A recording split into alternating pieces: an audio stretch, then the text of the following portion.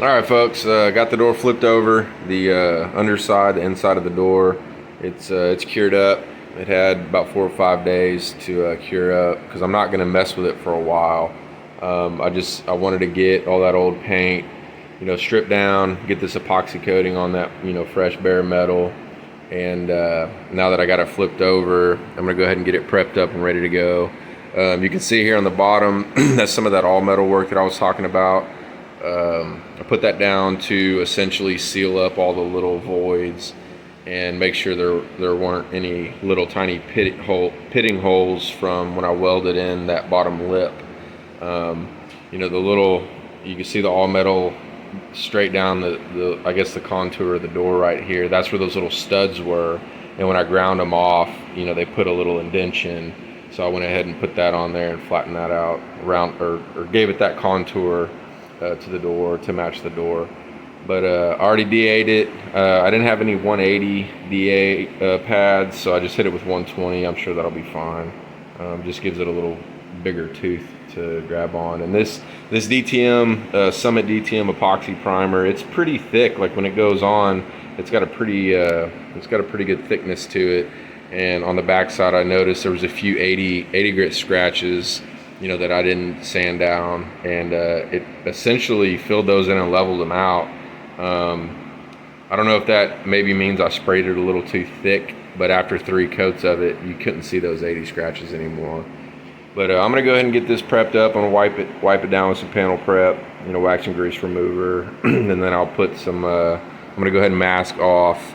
I'm gonna go ahead and mask this off. That way I don't get any overspray on the already cured epoxy primer areas.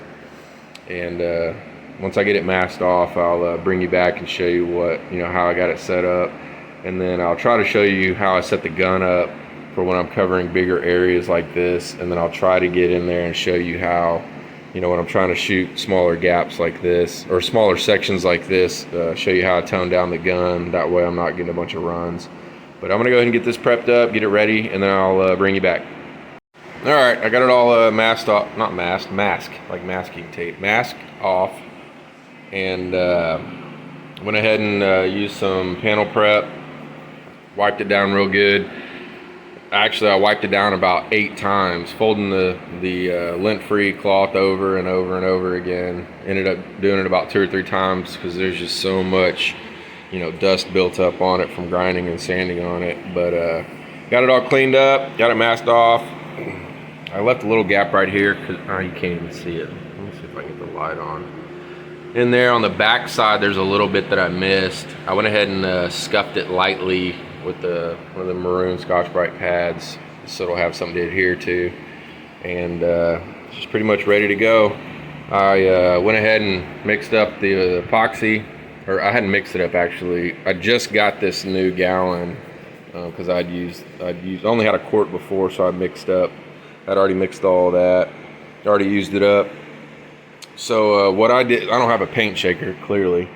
So what I did, I've got this little stir. You just hook it up to your drill and just start it up real good. And I know this puts a bunch of air bubbles in there, which I don't think really affects anything. But once I start it up, I let it sit. It's been sitting for about 20 minutes now.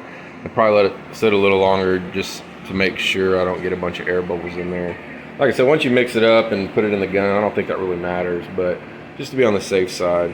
Got my little test sheet set up because what I'm going to do first is get in here and shoot, down in the little gaps first. That way I don't overload all this section with primer. And then once I get that set up, I'll shoot the rest of it.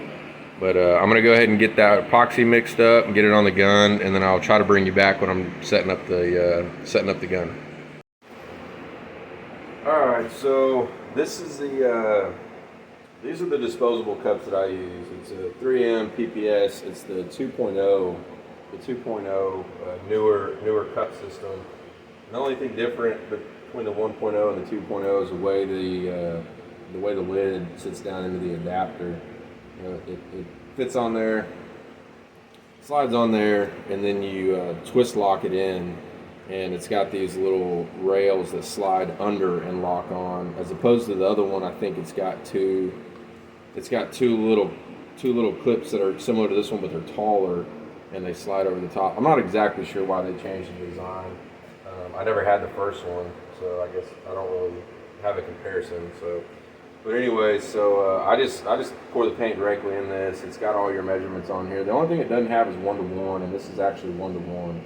So what I'll do is I'll just either use the milliliter or the ounces and mix up how much I want, on the cup. I don't know why they didn't put 1-to-1 on here. I guess a lot of your higher end paints normally aren't a 1-to-1 mix.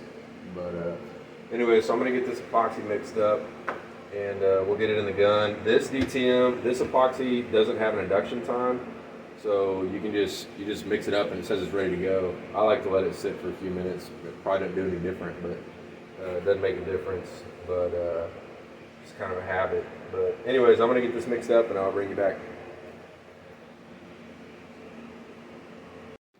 All right, so I just got the first coat down. I wasn't really able to, I already took it down. I wasn't able to go through the process of how I set that gun up. It's impossible to hold this camera and show you at the same time. Hopefully I can get a little stand here soon and I can start showing you some of the little more detailed stuff of how I'm, setting things up. But I got that first coat on there. It's been on about 5 minutes. I'm gonna go ahead and let it flash. I did it kind of light. It was wet. It was a wet coat, but it was kind of light. I wanted to let that sit up, and I got a little more humidity in the garage today. It's 60% humidity, 75 degrees in here. I had to kick the mini split on. I've got it set on 72 because I had the garage open, so the fumes could clear out. Once it settled down, I closed it almost all the way, kicked the mini split back on, got it on 72, so it should start drawing down that humidity here in a little bit. But I'm going to let this flash. I think it says 30 minutes up to an hour. I'm going to give it close to an hour only because that humidity is a little higher. And then once I get that second wet coat back on here, I'll do the same thing. I'll let it sit for another hour and then shoot 1/3 final coat. And then we should be good to go. I'll bring you back once I get that second coat on. All right, I got that second coat on. Laid it down a little heavy this time. Full wet coat. You can see the... let me get out of the light. You can see where the all metal was. It's starting to fade in a little bit. I think after this third coat, one more, third wet coat, it'll essentially cover up those marks, cover up where that all metal was. Now this is just, once again, this is just the DTM epoxy primer just to seal up this metal. After this, of course, I'm gonna start doing filler work on it. Actually, I take that back. I'm gonna go ahead and hang this door and start working on this rear quarter panel once this epoxy cures up, and then I'll take it back off once I start doing the actual final body work to it. But anyway, so I got that second coat down. It's starting to look really good. It's starting to cover up some of that all metal, and so far I don't see any major imperfections in it. If you look in that light, you can still see where I put that all metal on there, but for the most part, the panel, it's got a little bit of waves here and there, but nothing too bad.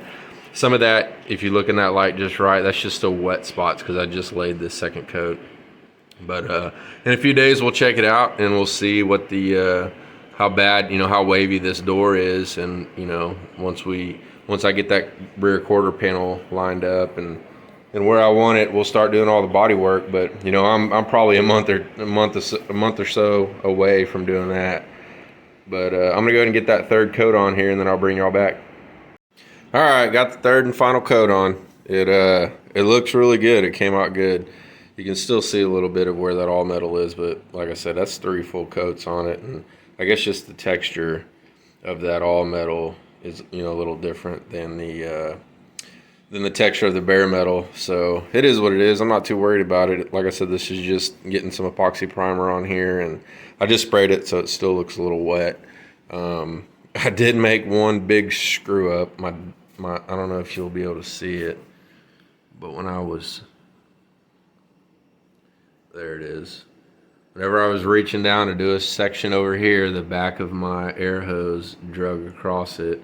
Luckily, it's only in that third coat. The second coat had flashed and was pretty dry, so I don't think it got into that second coat. I can just scuff that out, no big deal. But she is wrapped up. I got 3 good coats on it, and we're gonna let it flash and dry for, I don't know, 3 or 4 or 5 days, and then I'm gonna go ahead and put the bushings in the door hinges and hang this thing back on there so I can start working on some other stuff. So this will wrap up the door work for the time being, and I'll probably start a new video once I get going on that panel. See ya.